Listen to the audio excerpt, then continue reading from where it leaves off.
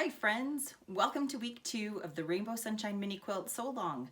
I'm so excited to have you here and have so many of you who have signed up for the newsletter. There's just a couple of things I wanted to talk about really quick before we get on with today's tutorial. I'm going to have the tips and tricks for the raise in a separate video.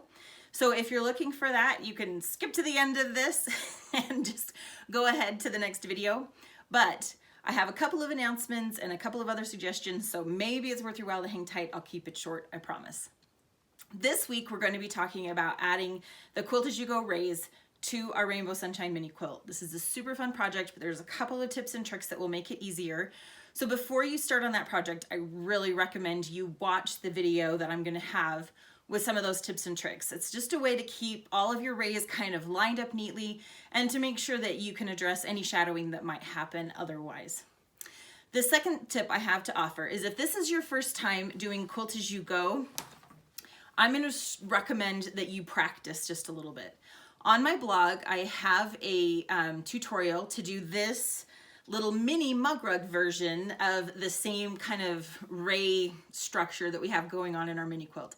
This is called the Sunset Rainbow Mug Rug. You can find the full tutorial on the blog, but basically it's a 6" by 9" piece of batting with backing fabric, and then you're just gonna add the rays the same way that we do in the mini quilt tutorial. So this is a great way to practice lining up all your rays, kind of figuring out space planning and getting a little handle on how it all kind of comes together super quick and fast, and then you have something useful when you're finished with it. So that's my first tip.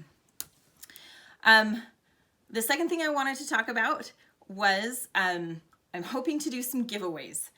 I am working on getting some supplies together, and I will announce in the newsletter next week for sure what that giveaway will be. But in the meantime, would love to have you continue to share your status on your projects on Instagram using the hashtag Rainbow Sunshine Sew Along or Rainbow Sunshine SAL, or you can use my hashtag Making Rainbows with Amy. Either one. And finally, if you did not yet finish your embroidery, don't worry. We have still some time to get things done. So keep working on it. It's a great evening activity or something to do when you have a little bit of downtime. It's what I love about embroidery. It's super portable. So I have my first one done, but as I told you last week, I'm making 2 versions of it. So I still have to do my second version too. Lastly, a heads up on what we're doing next week. We will be finishing the turned edge applique on our embroidery, as well as prepping our letters for the raw edge applique. So you want to make sure that you have your lightweight interfacing, if that's the method you're going to use for the turned edge applique. And you also want to make sure that you have your fusible adhesive, whether it's Heat and Bond or some other product, to be able to prep your appliques next week. So that's all. I hope you guys are having so much fun. It's been so great having so many of you stitch along, and we'll see you next time.